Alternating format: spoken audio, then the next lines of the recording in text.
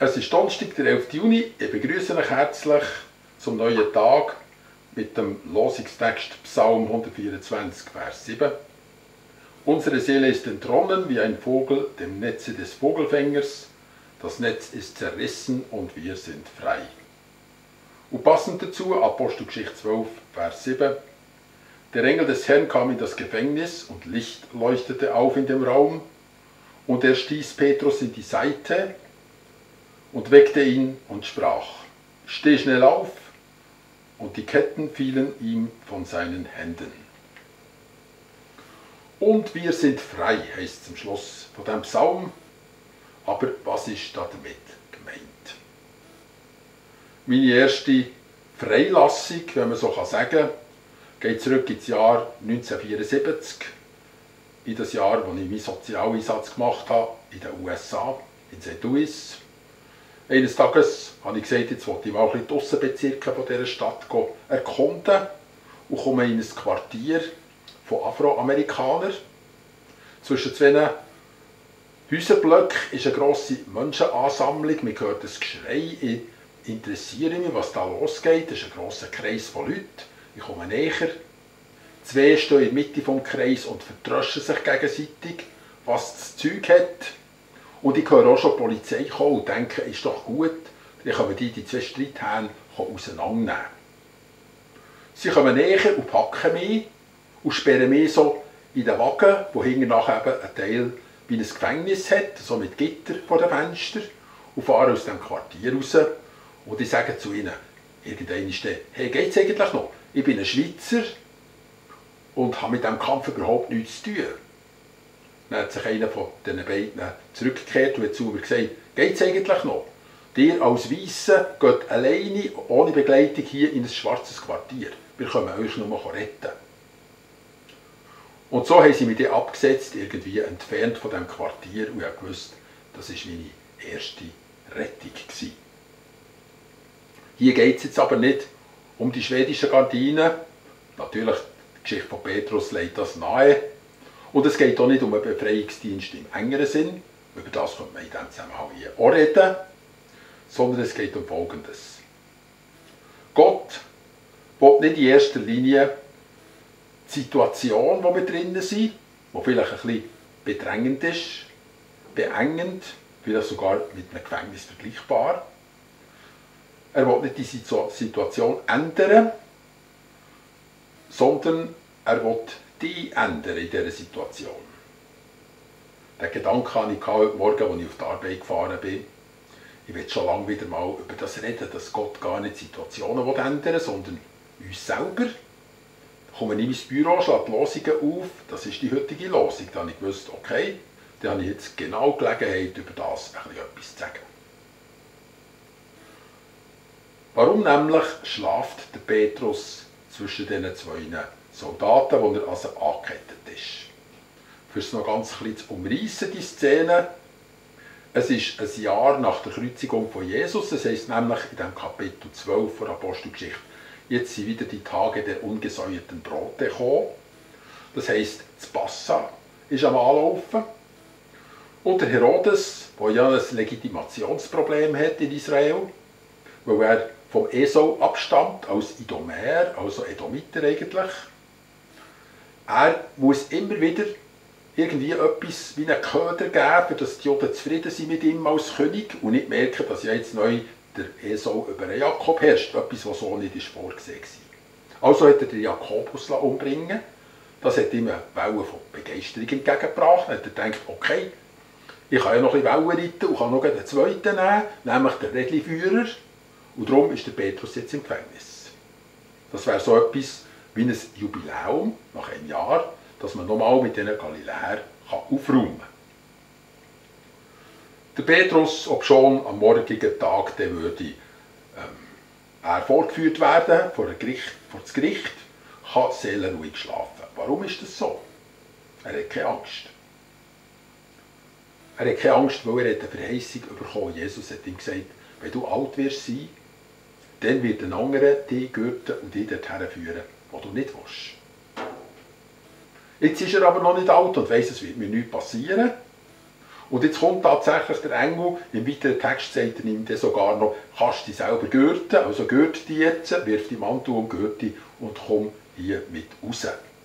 Er ist also immer noch nicht an dem letzten Punkt angelangt, wo er ja dann auch einmal wird ankommen, wo er dann wird gekreuzigt werden.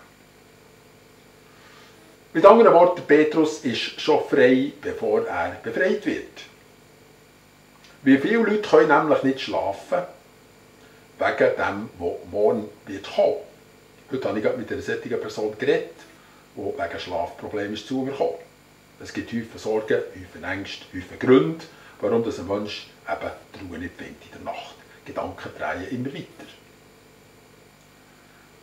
Das Ziel von Jesus war nicht in erster Linie die Abschaffung der Gefängnisse, der Ketten, sondern das Herz soll frei werden von den Ängsten, von den Sorgen, von den inneren Festlegungen oder auch von der Sucht. Frei soll der Mensch werden, zuallererst im Geist. Frei zu einem geistlichen Leben in Verbindung mit Gott. Die Auswirkung von einer Erweckung, wie es in Wales war, Anfang des vorletzten Jahrhunderts, kann sehr gut bedeuten, dass man auch noch Gefängnis schliessen muss. Einfach weil niemand mehr straffällig wird. Das ist so passiert. Gott will also nicht äußere Umstände ändern, sondern innere Zustände ändern. Meine und deine. Das habe ich schon oftmals in der Seelsorge gesagt. Ich habe einen Mann kennen, neulich. Er hat eine ausländische Frau geheiratet und seit sie in einer Ehe sind, hat sie ihm das Leid gewerkt, was sie fast nur konnte. Auf jeder Ebene hat sie ihm das Leben schwer gemacht. Hat ihm viel Schaden zugefügt, aber er hat mir gesagt, sie ist meine Frau, Gott hat mir sie gegeben, ich suche in erster Linie Veränderung von mir selber. Ich nehme das zum Anlass, für nochmal zu schauen, was sind noch für Sachen in meinem Leben aus frühester Kindheit. Es gibt noch einen grossen Veränderungsbedarf, bis ich dort bin, wie mich Jesus Christus haben will. Was würde ich, wenn wir jetzt noch mal ein bisschen zurückschauen auf die, sagen wir mal, natürliche Betrachtungsweise von Gefangenschaften, was würde ich ändern, wenn ich einen Wunsch frei hätte? Vielleicht möchte ich einen Strukturwandel. Ja, warum nicht sogar in der Gemeinde, wo ich dabei bin, in der christlichen Gemeinde? Freikirche, Landeskirche, was auch immer, wo man sagt, wenn dieses oder eins würde ändern, dann ging es mir viel besser in dieser Gemeinde. Die hätte den Grübel nicht, den ich habe, die Konflikte nicht oder die Einschränkungen. Oder man sagt, andere Vorgesetzte. Es gibt ja Leute, die unglaubliche Demütigungen haben erlebt von Vorgesetzten. Und es gibt sogar solche, ja, neulich gerade mit jemandem geredet, der jahrelang geblieben ist, obschon sie immer ist erniedrigt worden. Immer wieder auf grausame Art. Sie hat gewusst, Gott ist am längeren Hebel, ich möchte mich lieber selber verändern. Dann gibt es die anderen Sachen, Familienbeziehungen. Wenn sie endlich so wäre, endlich das nicht mehr und, dann ging es mir viel besser. Oder man sagt sogar über sich selber, Gott, warum hast du mich so gemacht, so dünnhütig, so sensibel? Vielleicht habe ich ein ADS oder ADHS. Oder vielleicht ist es etwas anderes an meinem Wesen. Ich bin nicht belastbar, ungeduldig. Und dann kommen die Wünsche, die man sich gerne möchte, wenn man gerne eine andere Person möchte sein. Und sich fühlt wie in einem Gefängnis. Dazu kann man nur Folgendes sagen. Jesus trägt die Verantwortung für die Situation, in der wir drinnen sind. So wie es jetzt mal ist, da hat er uns hergekommen. Und er braucht die Situation für uns zu verändern. Gib also alles ab, gib es ihm ab, der die Verantwortung hat, und schlaf dann nachher gut. Es gibt aber eine Sache, wo wir vielleicht tatsächlich nicht so gut schlafen können und auch nicht so gut sollen schlafen. Wenn nämlich Gott dran ist, etwas aufzuarbeiten, etwas Dringendes in unserem Leben, wo uns genau diese Freiheit raubt, dann kann er uns ja wecken mit der Nacht oder früh am Morgen und dann legt man sich dann nicht unbedingt auf die andere Seite und schlaft weiter, sondern sagt Danke, dass du mich daran mahnst. Und dann hat man vielleicht eine gewisse Zeit vom Gebet. Wenn es um meine Befreiung geht, Sachen zwischen mir und Gott, dann bin ich ja sehr froh um jeden Impuls. Ich habe mir das angewöhnt, nachts, wenn so etwas kommt, einfach still zu sein vor Gott und die Zeiten auch auszukosten, auszunutzen und ihm auch zu geben, für dass meine eigene Freiheit auch weiter wachsen kann. Weil die Freiheit von innen kommt, wird das Netz auch von innen zerrissen. Das Herz wird frei, unser Herz kann frei werden, weil Jesus Christus in unseren Vogelkäfig gekommen ist und da innen die Freiheit hat erschaffen, nicht außerhalb. Es gibt ja eine grosse Voliere, wenn man so will, wo all die Leute drin leben, all die Spatzen, all die schön singen können und dann noch alle Paradiesvögel, das meiste aber sind Spatzen, gewöhnliche Leute wie du und ich. Von denen redet ja Jesus am meisten.